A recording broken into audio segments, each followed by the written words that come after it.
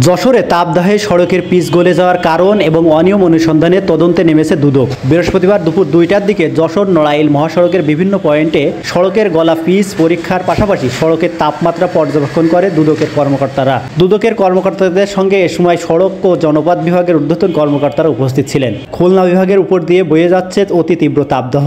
চলতি মৌসুমে যশোরের সর্বোচ্চ তাপমাত্রা রেকর্ড করা হয়েছে 43.8 ডিগ্রি সেলসিয়াস। প্রায় এক মাস আগে থেকেই এই তাপদাহর কারণে গলতে শুরু করে যশোর নড়াইল আঞ্চলিক মহাসড়কের পিচ।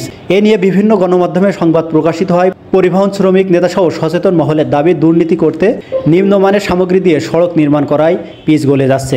এতে করে যানবাহন চলাচলে সমস্যায় পড়েছেন চালকরা, বাড়ছে দুর্ঘটনা ঝুঁকি। বিষয়টি আমলে নিয়ে তদন্ত শুরু করে দুদক। বৃহস্পতিবার কেন্দ্রীয় কার্যালয়ের নির্দেশে যশোর নড়াইল সড়কের বিভিন্ন পয়েন্টে পর্যবেক্ষণ করেন দুদক কর্মকর্তারা। আপনারা জানেন যে সারা বাংলাদেশে হিট ওয়েভ চলতেছে এবং পত্রিকায় আসছে যে বিভিন্ন রাস্তা গলে যাচ্ছে, তার মধ্যে যশোরের অনেক রাস্তা গলে যাচ্ছে। আমরা দুর্নীতি দমন কমিশনের নির্দেশক্রমে আজকে এখানে সরেজমিনে অভিযান পরিচালনার জন্য আসছি। আমাদের সাথে নিরপেক্ষ প্রকৌশলী আছে এবং সংশ্লিষ্ট দপ্তরের প্রতিনিধিগণ আছেন। আমরা এখানে যেটা দেখতে পেলাম যে রাস্তা গলে যাচ্ছে। অভিযোগ হলো নিম্নমানের বিটুমিন হয়তো ব্যবহার করা হয়েছে। আমরা আরও কয়েকটা পয়েন্ট পরিদর্শন করব।